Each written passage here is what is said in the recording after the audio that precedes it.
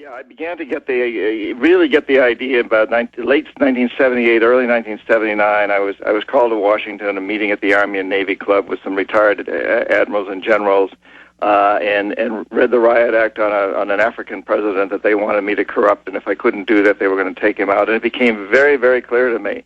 Up until that point, I'd been an economic hitman for about 9 years, and like everybody else, I figured that the CIA was involved in the Allende and Mossadegh, but it was all intellectual to me.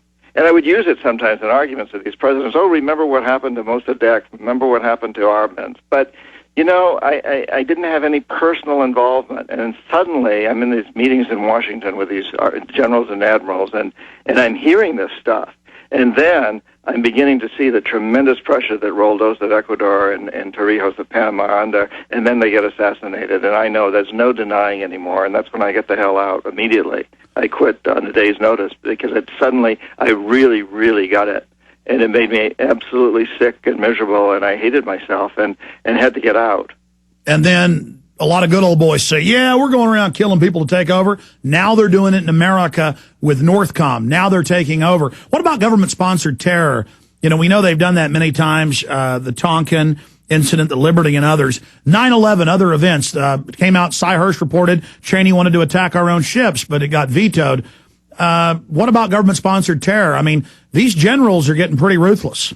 Well, look at the general that has just been given command of Afghanistan. I guess he hasn't been approved yet, but the one that's been proposed from Special Forces, Special Operations, he's on record of having been involved in the torture in these places and also having given the command to have people around the world assassinated, what we call terrorists assassinated.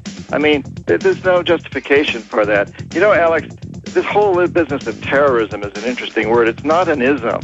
There's no relationship between the terrorists in Colombia, the FARC people, and the terrorists at Al-Qaeda. They're totally separate. It's anybody that resists the globalist agenda. Stay there. One more segment. MySolarBackup.com. A lot of things can cut off your electrical power. Hurricanes, snow, ice storms, global warming, gremlins can chew off your electrical wires. A lot of things can happen. And so instead of sending all your money to Al Gore and carbon taxes, I suggest you take your own power needs out of the control of that control freak and go to MySolarBackup.com. The degenerate control freak, blood-sucking parasites of government and the New World Order don't own the sun yet, folks. So make your move now. MySolarBackup.com, the great power source, 800 watts of power on demand. The solar panel, the system, the charger, the batteries, all of it. Great little system. Get a bunch of these, run your whole house. MySolarBackup.com, 877-327-0365, 877-327-0365. Is that when they are put it on the spot and they are in some particular very big media outlet, they are not outspoken about 911. I don't know why, but they keep for themselves, and they know that the 911 is a direct relation with our government and our military. And if they have already talked about that clearly and helped to open up the mind of all the people in the United States, with whom I am a citizen, probably the result will be different. So I don't know why. I still expect to know why the people like him and like others. Okay, Solomon, I understand your question. I want to be able to get a response. John Perkins was just talking about government staging events, but I don't ever blame people who politically don't go as far as I do or don't totally agree with me. As long as they're on the side of the good guys exposing corruption, we should focus on the establishment who's totally against us instead of always fighting with each other about who agrees with this or who agrees with that. I don't know what John's position is on 9/11 being an inside job or not. John Perkins? Well, my standard answer to that is I don't have any inside information, and I write books based on my own personal experience. I like to write about things I know. I know exactly what happened to Roldos of Ecuador. He was assassinated. I know that Torrijos was assassinated. I was there. Now, 9/11, I don't have any inside information. But what I will say, and I always say, is I have an extremely difficult time believing that a guy with a walkie-talkie from a cave in the Himalayas executed this by himself. I don't understand why the Pentagon had a hole blown in it and no heads rolled, no generals lost their jobs, no videos ever been produced to show anything. I think it's extremely suspect. I can't, it's really hard to believe that anything like that happened without inside help. But I can't say that from a position of having any personal knowledge. That's why Absolutely. You choose to go off what you know, and you went to the big military, and you've named the generals and people in your book. And you've had a lot of courage. We appreciate you. Let's take another call. Julio, quick question from Illinois. Go ahead. Hey, guys. How are you? Alex, first-time caller. I appreciate your work. I saw the Obama deception. I love it. And, John, thanks for what you're doing. I saw the Second Zeitgeist. I realize your work and what you have done, and thank you for informing us, the American people, about what you've done. My question to you, John, is what's going on right now in Afghanistan and Iraq and in Iran? Do you think that we have economic hitmen going to Iran, going to Afghanistan, and trying to bribe them before they bring in the jackals, as you mentioned, and our military? All right, we'll get that answer on the other side. We got 2 minutes left with him. He's got another interview coming up. Quick break. Come back with 2 or 3 minutes with John Perkins, Confessions of an Economic Hitman. We'll get his answer on the other side. I mean, I'll go ahead and steal the thunder. It's on record. They've got not just money in Iran. They're staging terror attacks there publicly, and Iran sits there and takes it. But we'll get John Perkins' take on that on the other side. JohnPerkins.org, Infowars.com. Do you understand how dark it is? How far down the line we are? How late it is? Again, get on his free mailing list at johnperkins.org to find out the latest when his new book, Hoodwink, is coming out exactly, he says, in November.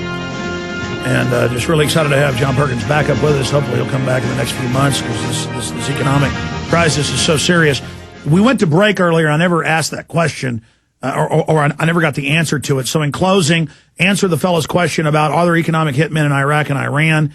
And then the final point is, do we, in your opinion, have a chance to beat these people?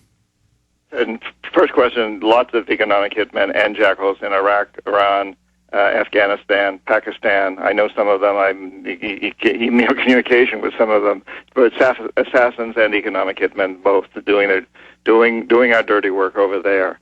And yes, I think we have an incredibly good chance of getting rid of this, of turning this whole thing around, Alex. That's what my new book coming out in November is about. And again, if people go to johnperkins.org and sign up for my newsletter, we'll be announcing the time of that book. The working title is Hoodwinked. And it really gets into this, that I think we are at a threshold in human history right now where things are in such entropy that we're going to come out of this either under a terrible dictatorship, the most global dictatorship ever in our history, or we're going to come out on top, and I'm fighting for us coming out on top. And I think we all need to get in there together. We have tremendous power as individuals, perhaps more now than ever, because in essence, this new empire is being created through economics, through the way we shop, through the way we live, through the people we watch on television, through the messages we listen to on radio and television. There's a classic struggle going on right now. So it's insidious that it's not an open military threat, and that's its strong suit, but it's also its Achilles heel because we have inherent power in the system. So you're saying you believe they are overplaying their hand and we've got a good chance on bringing this dragon down? I think they have overplayed their hand. I mean, that's what, there's a huge revolution going on in Latin America. 10 countries representing more than 80% of the population of South America have voted in very left-leaning, liberal, progressive, whatever you want to call it, presidents that are saying no to this. And I think in our last election, when we elected Obama, we said no. Whether Obama's going to go along with that or not is another question, but I think that's the symbolism, that's the message that was sent. People are waking up. They woke up big time in Latin America. They're waking up in the Middle East. And I think we've woken up here, but we need to keep waking up wider and wider and taking more action and not expect that Obama's going to do it for us. We have to do it. We didn't end slavery in this country because Abraham Lincoln found himself in the White House. We pushed and pushed, and we elected a man who we knew was going to end slavery. Women didn't get the right to vote because Woodrow Wilson was for women's suffrage. He wasn't. After he was elected, the women went out on the streets. Everywhere that man went, he was followed by women pickets with huge signs that said, why should we fight for democracy in World War I in Europe when half of our own country doesn't have the right to vote. We didn't get out of Vietnam because Richard Nixon was anti-war. He wasn't. We got out of it because the people demanded it. Of course, we were also losing the war like we are in the Middle East today. But the people demanded it. We took to the streets. We've got to demand it now. But today it's easier because, in a way, we can demand it by the way we shop as much as anything, as you pointed out. We have tremendous control. And for far too long, we've let these people get away with convincing us that what we really want is the cheapest tennis shoes and T-shirts, even though slaves are making them. And it destroys our industry. It destroys us. It's a gun that shoots both ways. John Perkins, I'm going to let you go. You got another interview coming up. We'll talk to you again very, very soon. Thank you so much. The website is johnperkins.org, and the book is Confessions of an Economic Hitman. John Perkins, the new book, working title, Hoodwink, coming out in November. We'll talk to you soon, sir. Alex, you're beautiful. Keep up your great work. Thank you. You are too, my friend. Good to have you on. We appreciate your courage. There goes John Perkins. Thank you for listening to GCN. Visit GCNlive.com today.